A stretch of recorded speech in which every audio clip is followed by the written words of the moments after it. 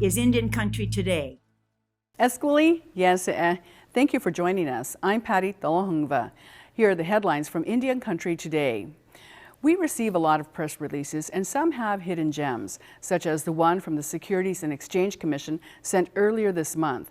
The release said the Division of Enforcement will, quote, proactively identify ESG-related misconduct. There's a lot of jargon there. ESG is an investor grid that measures environmental, social, and corporate governance as factors that determine risk. Rebecca Adamson has been working on ESG issues for Indigenous peoples for decades. This is a huge moment in the financial markets because up until now, there's been no requirement that a corporate sustainability report be truthful. So when you're looking at ESG components, you're looking at the information that is filed that is non-financial. So financial's always been legally accurate. The non-financial's been wide open. So like a sustainability report for a corporation can say whatever they want. They can say they've saved the forest. They've got a social license with this Indian community. And there's no recourse to the fact that that's not accurate. So this component is now going to be actually looking at indicators and metrics in these areas of social, environment, and governance. So this is the first time corporations are going to start being held accountable, and there's real enforcement teeth in the E and the S and the G, which is environment, social, and governance. Adamson says using this metric, the Dakota Access Pipeline would never have happened because the company could not meet the standards, especially social, because no license was ever granted by the Standing Rock Sioux tribe. The U.S. Senate Committee on Indian Affairs is passing the Western Tribal Water Infrastructure Act. The legislation will help Oregon tribes connect, expand, or repair existing public water systems to improve water quality, water pressure, or water services. This will ensure tribes in the Columbia River Basin and its adjacent coastal river basins are eligible for the Indian Reservation Drinking Water Program. It authorizes the Environmental Protection Agency to fund up to 10 water improvement projects per year for tribes in the area. The bill requires that at least one of the 10 authorized water improvement projects help Western Oregon tribal governments improve water infrastructure. It makes the Indian Reservation Drinking Water Program permanent, and it increases its funding from $20 million to $50 million per year. The head of North Dakota's Indian Affairs Commission is stepping down. Scott Davis has been executive director of the commission since 2009. He served 3 governors, 23 tribal chairs, and 5 tribal nations. Davis has also worked with numerous state and federal agencies in his cabinet-level position. This decision does not come easy, Davis said in his resignation letter. Throughout my entire career, my heart directs me to strengthen opportunities for my tribal members across the state. There is still much work to be done. And at the beginning of March, Davis announced he will not seek re-election to Mandan, North Dakota's City Commission after only serving 1 term. The Kentucky Senate and House of Representatives will celebrate Indigenous Peoples Day this year. It will be observed on the second Monday of October. Lawmakers want to honor and recognize, quote, the unique contributions made by Indigenous people. In 2017, the city of Stanford became the first city in Kentucky to sign an Indigenous Peoples Day proclamation. The state has more than 30,000 American Indian citizens representing nearly 200 different tribes. Currently, more than 14 states celebrate Indigenous Peoples Day. Virginia Senator Tim Kaine paid a visit recently to the Rappahannock tribe to see how the tribe is faring amid the pandemic. Among the topics discussed included federal funding and infrastructure growth. In 2018, the Virginia tribe received federal recognition status. The tribe plans to use some of its COVID-19 funding to build a healthcare facility. Tribal Chairwoman Ann Richardson says they will also use some of the funds to build a cell tower and expand broadband, which will help bridge the technology gap. And those are the headlines from Indian Country Today. I'm Patty Thalahungva. When we come back, a Native U.S. attorney reflects on 18 years in the Department of Justice. That's right, Patty. But first, we'll hear from a psychologist who has some warning for Native college students. This is Indian Country Today. Tribal college students are struggling. A new study by the American Indian Higher Education Consortium, or AHEC, surveyed 500 returning students. The pandemic and distance learning makes classes more difficult, and 60% say that life at home has made studying tough. Joining us today to break this down is Daryl Tonema. He has a PhD in counseling psychology and cultural studies. During COVID season, one of the initial concerns was the duration of it, because chronic stress can have similar effects as acute stress, acute moments, a car accident, an abuse, a natural disaster. Chronic stress over time can have some of the very similar physical, psychological effects as those. And for the students that you're referring to, if they're in homes or environments that previously were very stressful, it doesn't, just because they got older, didn't make them immune to those stresses. As humans, we're social beings. We thrive in community, and we suffer in silos. So creating senses of community are so important, particularly I would say for Native people, because we are very family-based, we're clan-based, we're tribal-based, we're res-based. So we have all these levels of community. And then, unfortunately, with all the deaths that have occurred during COVID, we haven't been able to mourn as communities. So these levels of hurt and stress and anxiety and pain, honestly, have really stacked up over time. And it's going to show up somewhere. We're just not void of it.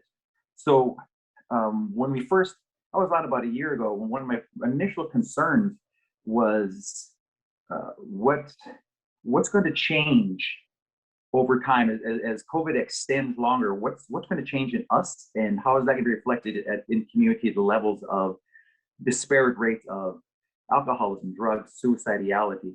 And we're starting to see higher levels of those now. I'm doing work in several communities that are seeing spikes in suicidal behavior, suicidation, and it kind of trickles down to how were we prepared for something like this. And if you look at those numbers from the study that you referenced, previous to COVID, needs were being met, food needs, fresh water, those kind of things were being met, but mental behavioral health needs were still pretty low even before COVID.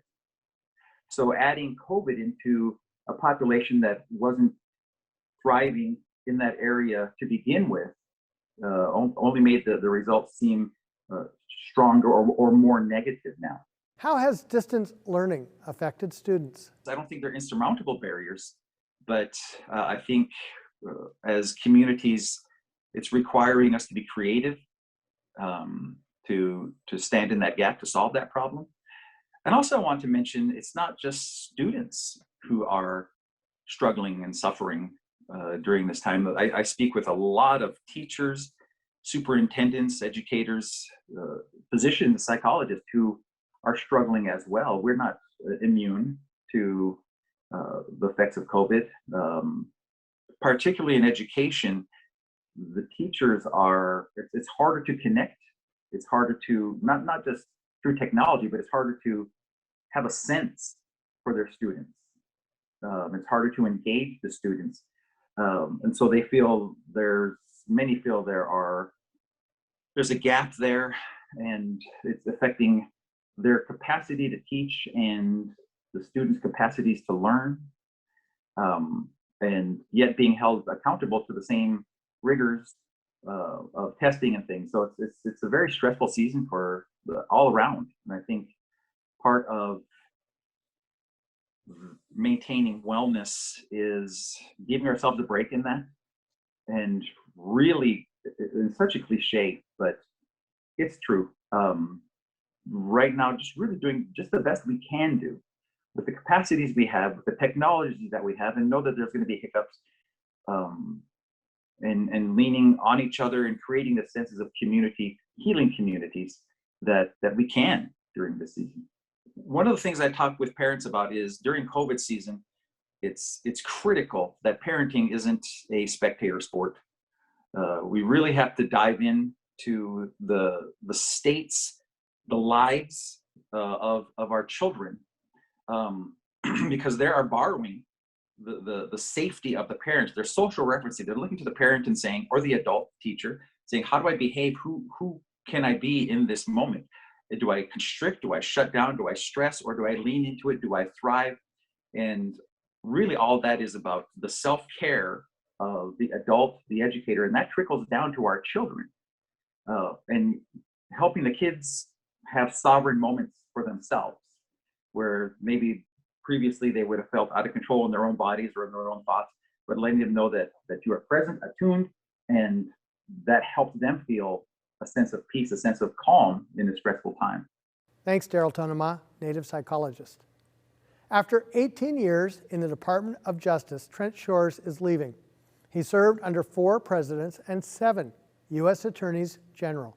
Most recently appointed by President Donald Trump, Trent led the Northern District of Oklahoma. It was a really interesting time to be United States Attorney. Early in my tenure, we experienced the longest ever government shutdown in history. And shortly after that, we experienced what would be a global pandemic, coupled with civil unrest, misconduct, and excessive use of force by police officers in other cities that impacted what was going on in the community and police conversation nationwide. And then, of course, we layered on top of all of that the McGirt decision from the Supreme Court that had just a significant and substantial impact, certainly here in Oklahoma, impacted the resources for federal, state, and tribal law enforcement and justice systems, and really continues to do so today. So it was exciting. There was certainly never a dull moment. Having walked away from the job when President Biden asked for the resignations of all the United States attorneys, I'll be honest, it was really tough. I loved my 18 years at DOJ. I'm a mission motivated guy, and it was tough to have to walk away from the mission of the Justice Department. I don't like to couch things in politics, but I certainly hate when politics prevent us from really seeing the good works that were done during a certain time period. And the work that we did on missing and murdered Indigenous persons, I think does and should transcend political parties or ideologies. There were Republicans, Democrats, independents, conservatives, liberals, Indians, non-Indians, career service folks and political appointees coming together to work on what we all recognized as a crisis for Indian country. And it really began with a focus on missing and murdered Indigenous women, recognizing that Native American women and girls are victims of violent crime at rates higher than just about any other demographic in the United States. But one of the interesting things is, as we began looking at the issue, there were so many different statistics on MMIW that as we really did a deep dive into those, and we started learning that MMIW wasn't inclusive of all of the victims of missing and murdered in Indigenous communities. And in fact, here in Oklahoma, at the time that I resigned as U.S. Attorney, we had around 63, I believe, active missing Indigenous persons cases, and the majority of them were men and boys. And so I had the opportunity to work with Attorney General Barr, who actually had a really particular and fond interest in improving public safety in Indian country. He had that portfolio when he was in the Reagan White House in the late 80s. A lot of people don't realize that, but Indian country public safety was one of his top, probably top 5, maybe even top 3 issues that he focused on. And he supported us to get rolling the Missing and Murdered Indigenous Persons Initiative at DOJ. We put coordinators that dealt only with MMIP issues in 11 different U.S. attorneys' offices. And then we expanded the FBI's ability to roll out some of their swift response teams when a missing persons case comes up, so that they could assist local or tribal authorities. And then finally, right before I left, at the last part of 2020, we were able to announce that we were implementing tribal community response plans, which actually is an idea I loved and was excited to be a part of, because it really champions tribal sovereignty and lets tribes develop their own localized community response plans when a missing persons case comes up. The U.S. Supreme Court's McGirt decision was seen as a win for tribal sovereignty. But what impact did that have on you as a U.S. attorney? Yeah, McGirt so hugely impacted certainly the last 6 months of my job as U.S. attorney. Our caseload went up on a monthly basis by 300%. And of course, the decision came down. It didn't come with resources. The U.S. Supreme Court in the decision, Justice Gorsuch essentially wrote, they'll figure it out. And while the Justice Department was able to find some resources to help out the local U.S. attorney's offices, we got volunteer prosecutors from other parts of the country. We got about 13 new term positions, again, sort of a 1-year fix, but it's nowhere enough. And frankly, that was only with the Muskogee Creek Reservation. And just in the last week, we have seen the McGirt decision expanded to other tribes in Oklahoma, the Chickasaw Nation, the Cherokee Nation.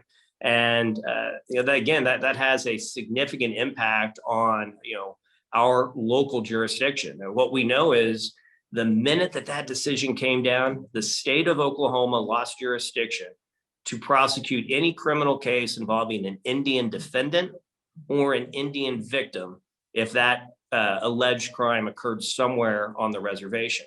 And that was just absolutely huge. The result of the decision, will ultimately be that almost 40% of Oklahoma is Indian country. And that gives the United States unique territorial jurisdiction and obligations to prosecute those cases in partnership with tribes. And Oklahoma has one of the highest percentages of Native American population in the United States. Here in my district in northeastern Oklahoma, we have a little over 1 million people. And here in the city of Tulsa itself, I'm curious to see what the new census shows, but anywhere between 800,000 to 900,000 people.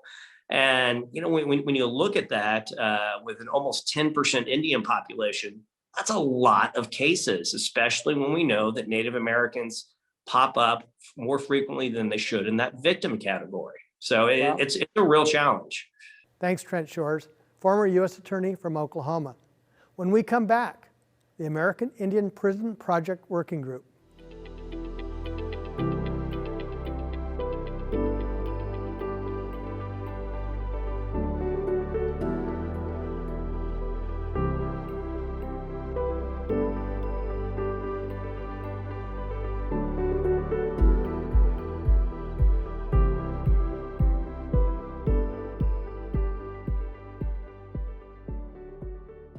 Native Americans are incarcerated at very high rates. Stephanie Autumn is the Executive Director of the American Indian Prison Project Working Group. Founded in 1986, it is centered on changing systems that have created the womb-to-prison pipeline. Stephanie, please give us an overview. In terms of not only the impact of incarceration on our Indigenous people here in the U.S., it's really important to frame it in terms of the country that we live in. Today, the U.S. has the largest prison population in the world and the highest per capita rate. In 2018, there were 698 people incarcerated per 100,000. In 2019, there were over 1,435,500 people in prison. And that's really hard for me to comprehend. We know that how important and how our relationship is to each other. Most of our relatives are placed in locations where families can't travel. They don't have that ability. Our people incarcerated and our families don't have access to phones, don't have access to computers. So sometimes when I think about our relatives in prison, not only are they incarcerated behind an iron cage, they're incarcerated because of poverty issues, lack of technology issues. And we really do need to name why we as Indigenous people, based on our population, are the largest group incarcerated in the United States.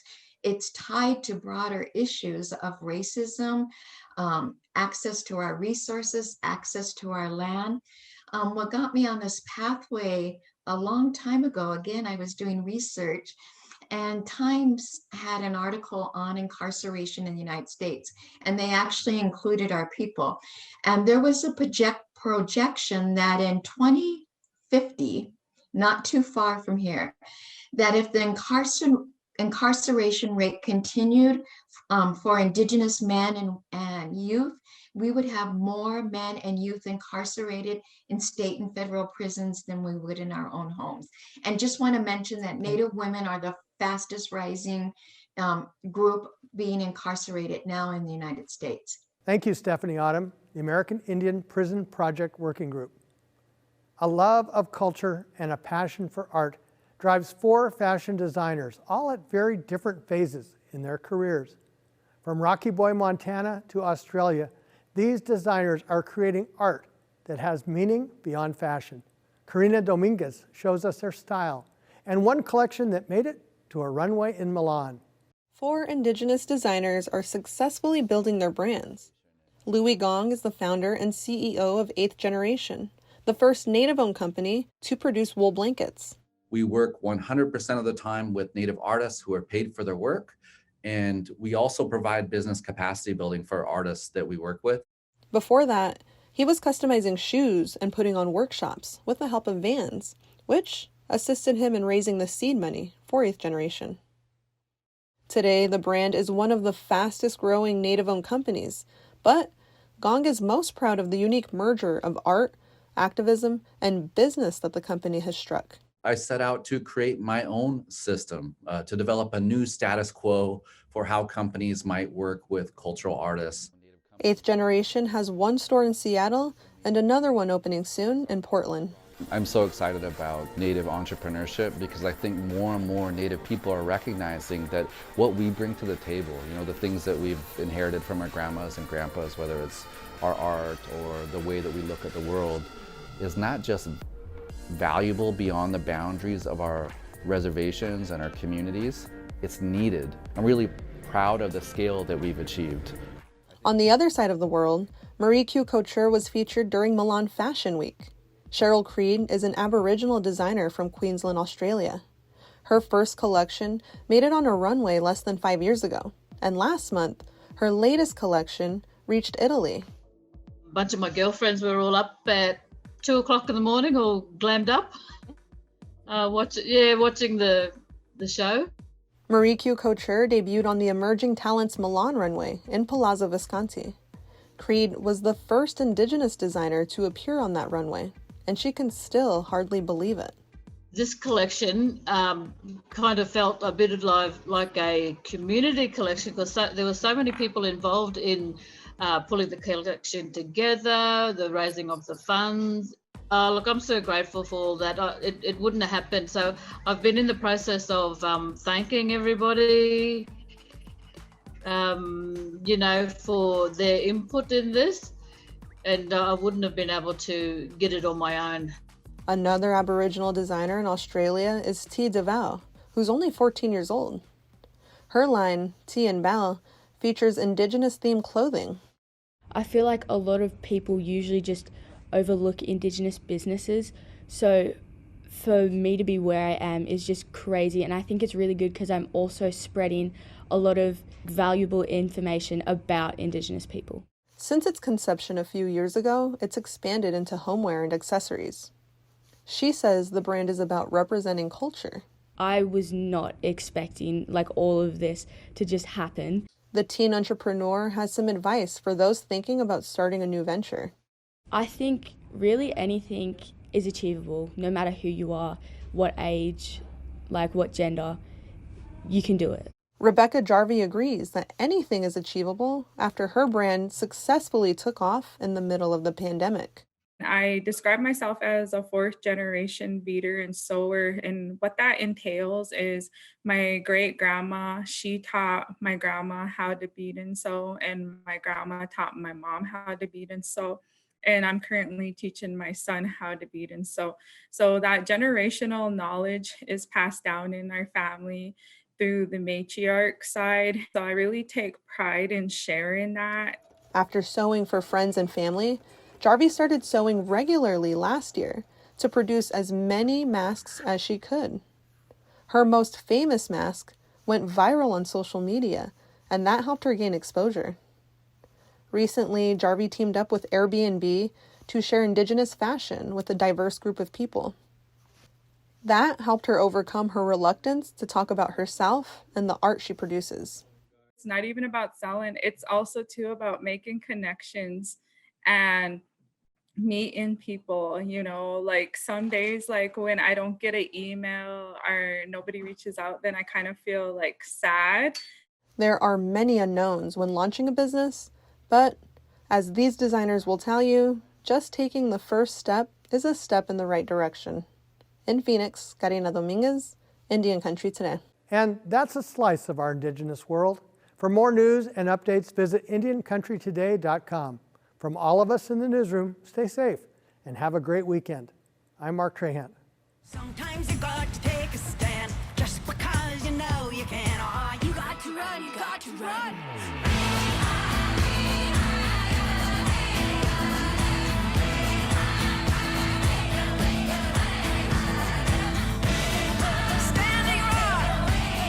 Indian Country Today is produced at the Walter Cronkite School of Journalism and Mass Communications at Arizona State University. This is Indian Country Today.